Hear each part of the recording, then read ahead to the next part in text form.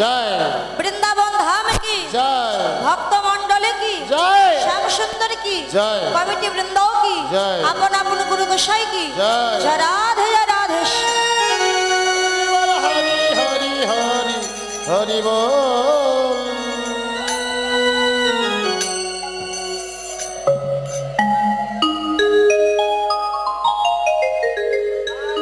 मधुमय वृंदावन धाम वृंदावन श्रीमती राधा ठाकुरानी ललिता विशाखा अष्टसखीगण के निये बसे आछे। एमन समय ललिता विशाखाके डेके बोललेन सखी रे आमार प्राणबधू सखागण के संगे निये धेनुवत्सगण के निये जाबटेर पथ आलोय आलोकित करे। जाबट अर्थात कोथाय राधारानीर शशुर बाड़ी हच्छे जाबट ग्राम माने आयान घोषेर मंदिर जाबट ग्रामे। जाबटेर पथ आलोकित करे आमार गोविंद सखागण के निये नाचिते नाचिते गोठे यात्रा करेছে। आमी बसेছিলাম अट्टालिकार उपरे। अट्टालिकार ऊपर থেকে দেখলাম কি জানিস आहा सकाले गो गधन लइया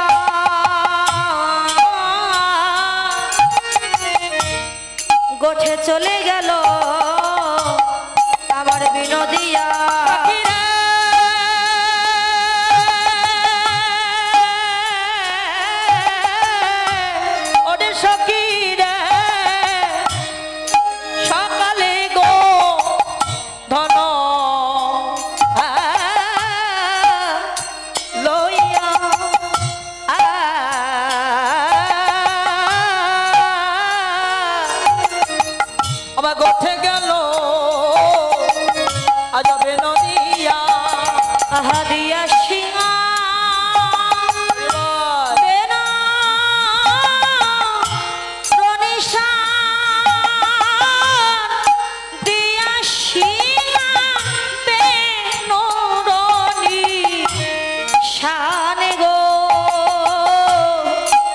दिया शिंगा बेनोरने अरे दिया शिंगा ओई बेदू बेदुरुदी शानो सामने अरे दिया शिंगा बेदुरो निशानो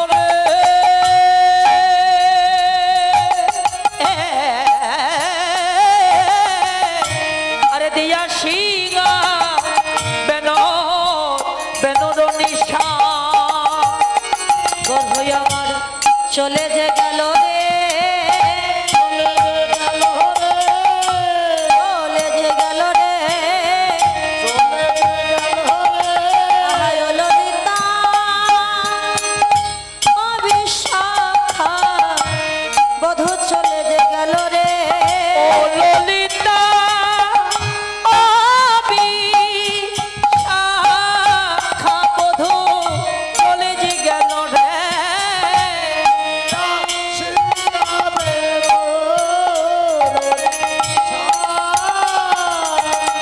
ललिता योरे विशाखा आमार प्राण बधू ओई सखागण के संगे निये आर धेनुवत्सगण के संगे निये जखन गोठे यात्रा करेछिलो आमी बसेछिलाम ओई अट्टालिकार उपरे आर ऊपर थेके देखलाम आमार बधू बुझि सुखे ना। ललिता बोलছে राधे তোর বধূ যে সুখে নাই তুই কি করে জানলি? তুই তো অট্টালিকার উপর আর তোর বধূ যাবটের পথ দিয়ে যাচ্ছে তা কি করে জানলি তোর বধূ সুখে নাই? সখী রে আমাদের যে একটি পরাণর দুইটি দেহ যে বিধি আমাদের নির্মাণ করেছে ওরে ললিতা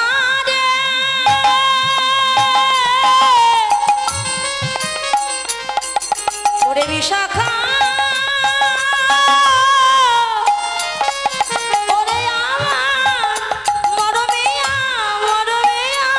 सखी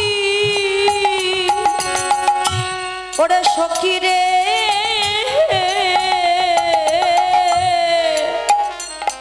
ललिता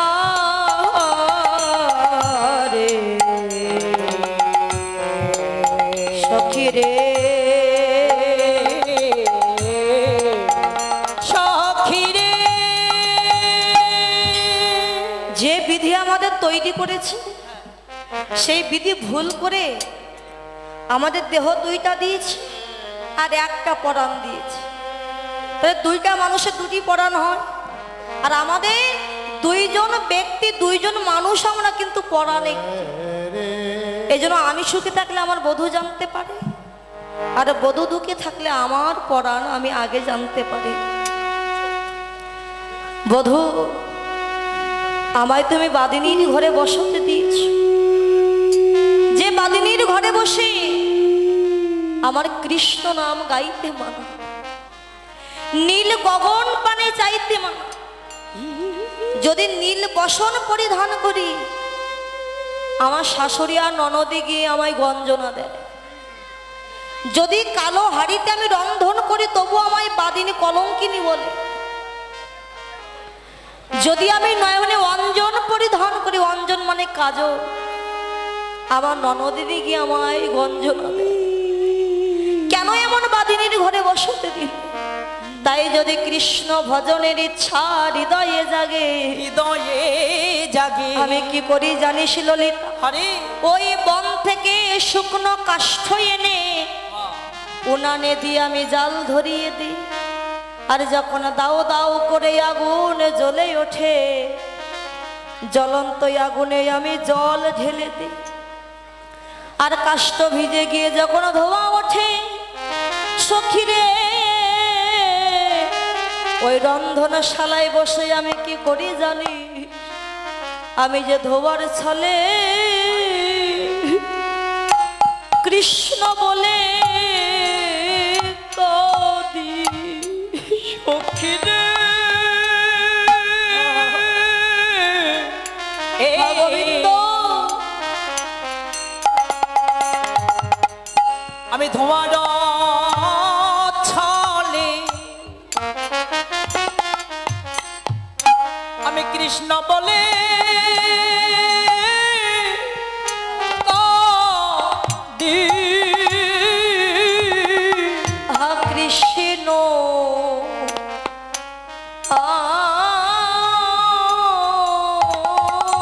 দয়া দয়া করো বলে আমি যে ধোয়ার ছলে কৃষ্ণ বলে কাঁদি। কৃষ্ণ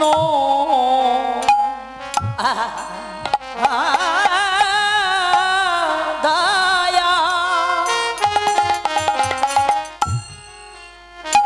দয়া করো বলে আমি যে ধোঁয়ার ছলে আমি কৃষ্ণ বলে কাঁদি। তাই গোবিন্দ তোমার কাছে আমার এই মিনতি, তুমি আবার যদি আমায় জন্ম দাও ওই বাদিনীর ঘরে নয়, একজন কৃষ্ণ ভক্ত মায়ের গর্ভে জন্ম দিও। সেদিন কৃষ্ণ ভক্ত মায়ের গর্ভে জন্ম নিয়ে আমি সকালে সকালে সাধুগুরু বৈষ্ণবের বাজারে গিয়ে ভক্তের চরণ দুটি হৃদয়ে জড়ায়ে ধরে আমি যেন হা কৃষ্ণ বলে কাঁদিতে পারি।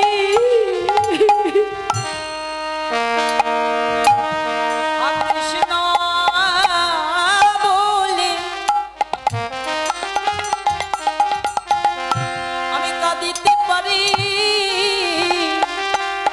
কৃষ্ণ কৃষ্ণ বলে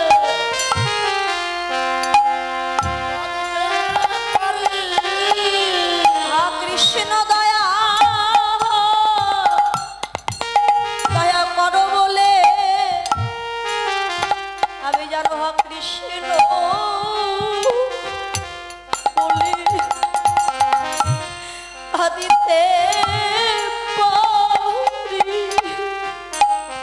কৃষ্ণ দয়া কর বলে যেন কৃষ্ণ কৃষ্ণ বলে আমি কাঁদিতে পারি, শুধু এ জন্মে না জন্মে জন্মে যেন কৃষ্ণ বলে কাঁদিতে পারি।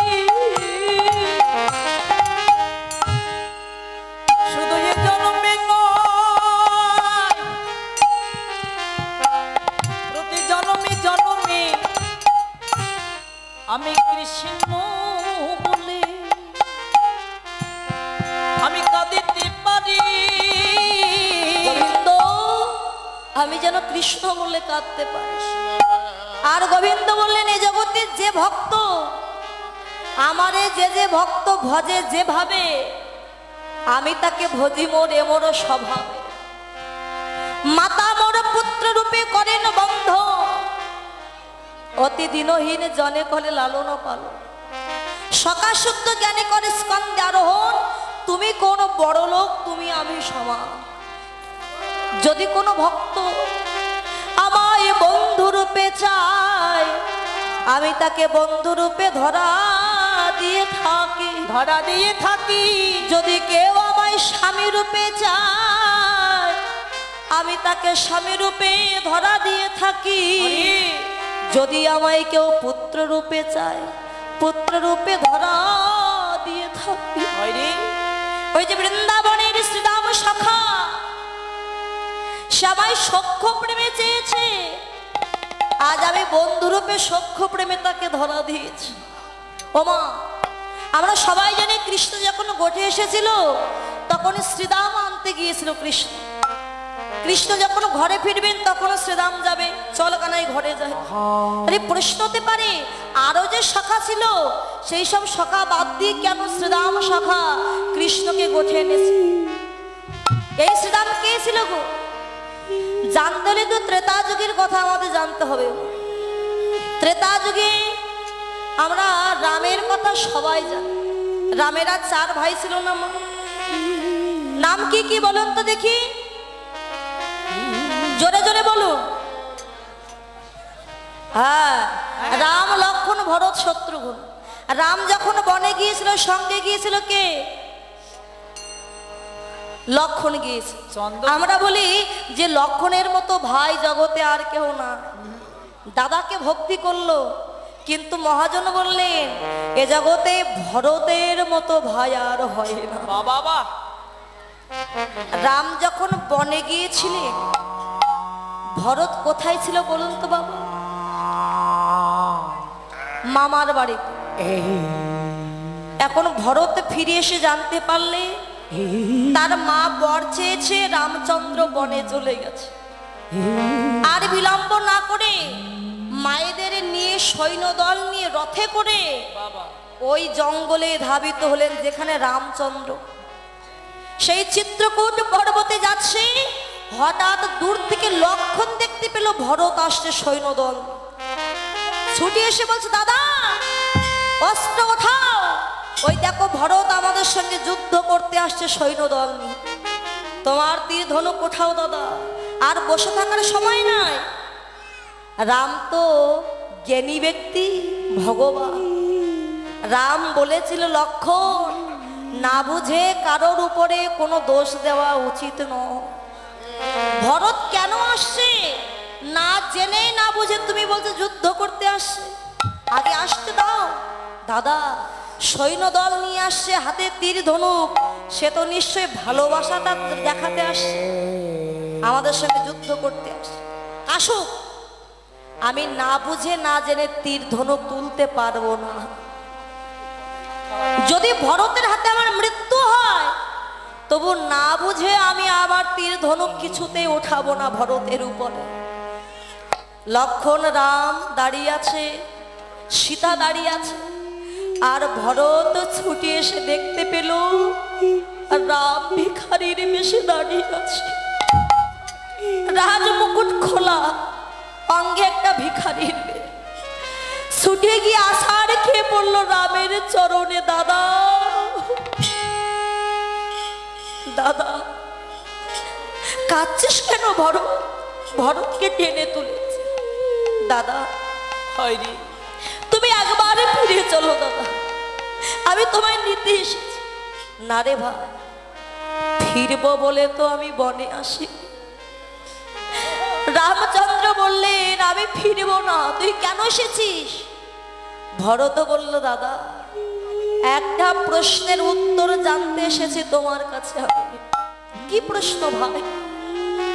আচ্ছা দাদা, আমার মা যে দুটি বর চেয়েছিলে, দুটি বরের মধ্য থেকে বলো তো কোন বরটা আগে চেয়েছিল?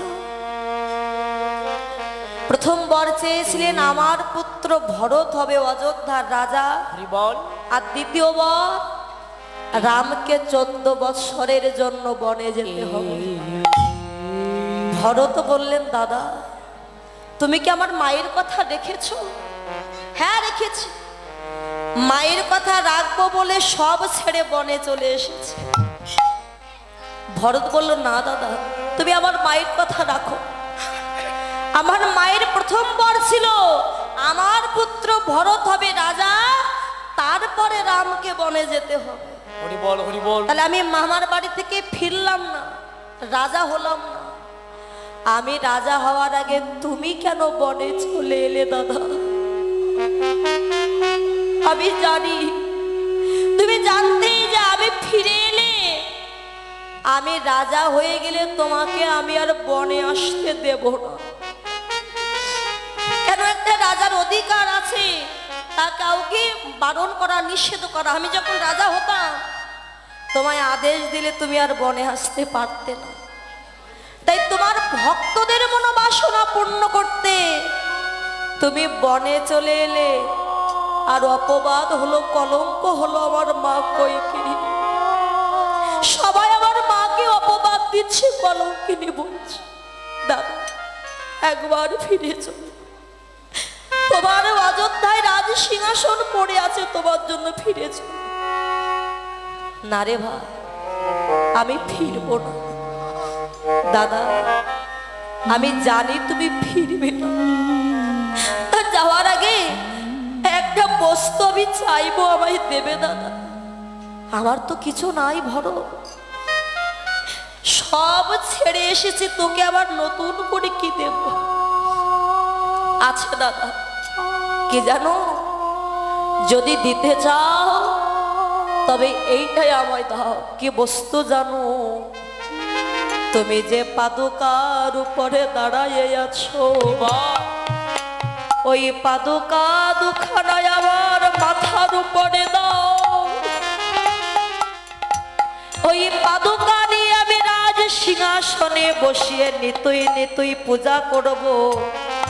কি দিয়ে জানো দাদা? আমার নয়ন গঙ্গার জলে পাদুকা আমি ধোয়ায়ে দিব।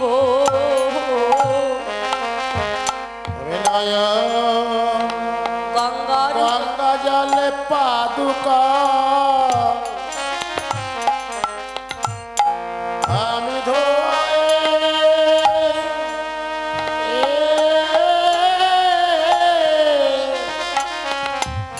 আমি ধোয়ায়ে দিব।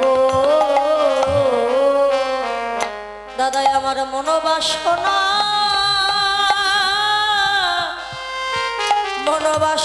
পূর্ণ হবে।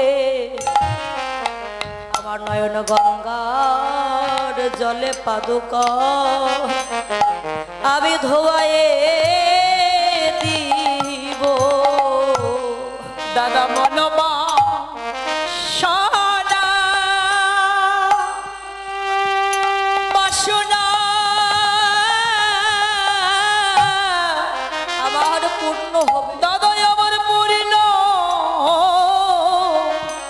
হবে।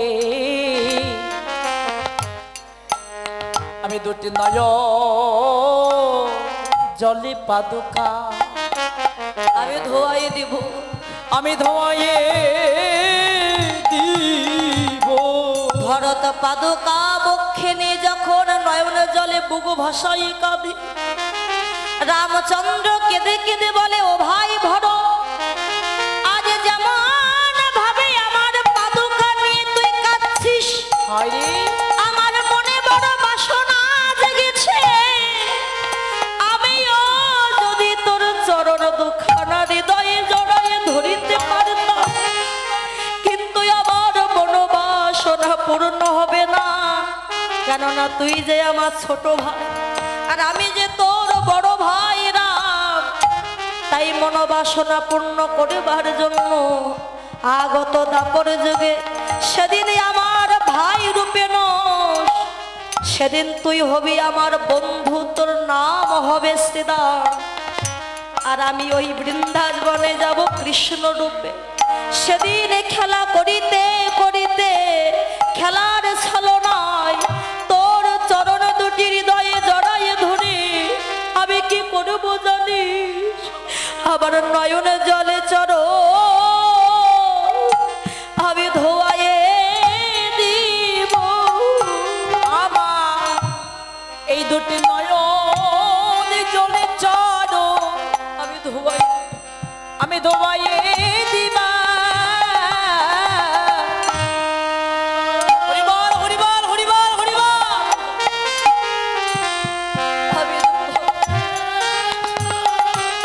আমার এমন দিন বল কবে বা হবে, আমার নয়ন জলে চরো আমি ধোয়ায়ে দিব।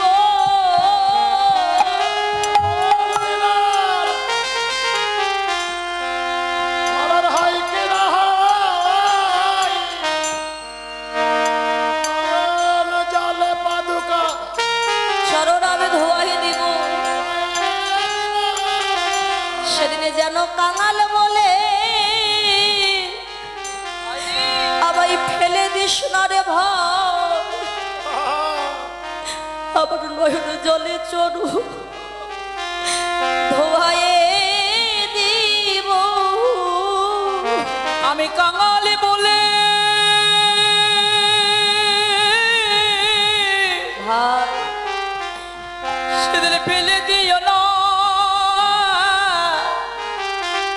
আমি দুটি নয়ন চলি আমি চরণ ধোয়ায়ে দিব।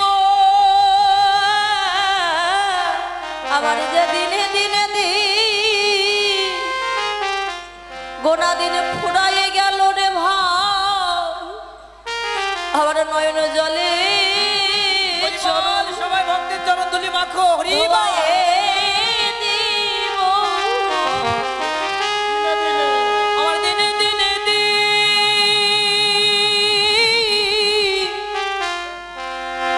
আজি ফুরাই গেল,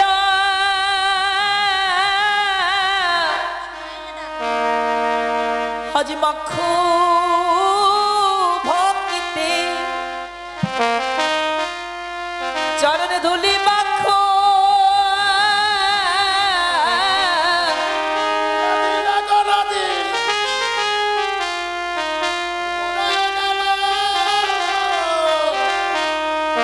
সবাই মাকে ভাবতে শরণ ধুলি আমার তাপিত করা শীতল করিব ভরত রে তোর চরণ ধুলি অঙ্গে মাখিব। আমার তাপিত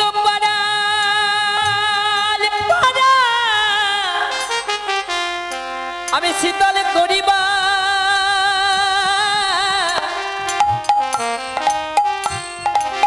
তোর চরণ ধুলি ধুলি মেখি আমি মানব জন্ম ধন্য করিবা। একবারে আয় আয় বক্ষে আই রে, আমার এমন ভাগ্য হয় কি না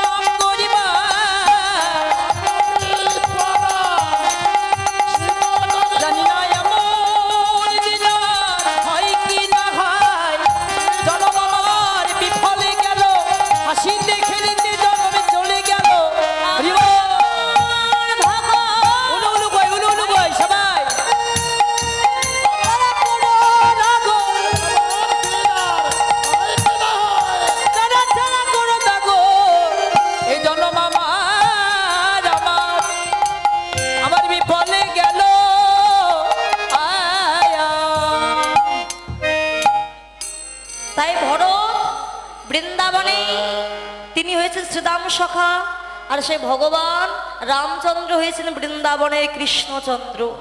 রাম হয়েছে কৃষ্ণ, ভরত হয়েছেন শ্রীরাম। ভক্তের ভক্তি আজকে ভগবানকে সখা রূপে নিয়ে এসেছে। তাই আজকে রাধারানী কেঁদে বললেন, বধূ আবার যদি জন্ম দাও, বাদিনীর ঘরে যেন জন্ম দিও, কৃষ্ণ ভক্ত মায়ের গর্ভে জন্ম দিও, সেদিন যেন কৃষ্ণ বলে আমি কাঁদতে পারি। এমন সময় যাবতীর পথ দিয়ে তার মরমের মরমিয়া সখী তুলসী যাচ্ছে।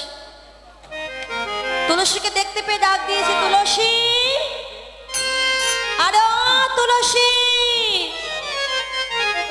একবার এদিকে আয় না সখী। ওই তো তুলসী এসে গেছে।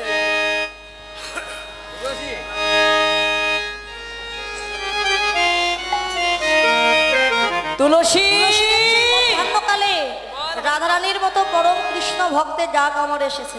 যাই, ওখানে গেলে কিছু হোক বা না হোক, দুটো কৃষ্ণ কথা তো শ্রবণ করতে পারো। তুলসী যেই না কাছে এসেছে, তুলসীর কণ্ঠ জড়িয়ে ধরে আমার রাধারানী কেঁদে কেঁদে বললেন, সত্যি তুলসী, আহা রাধিকা রূপসী,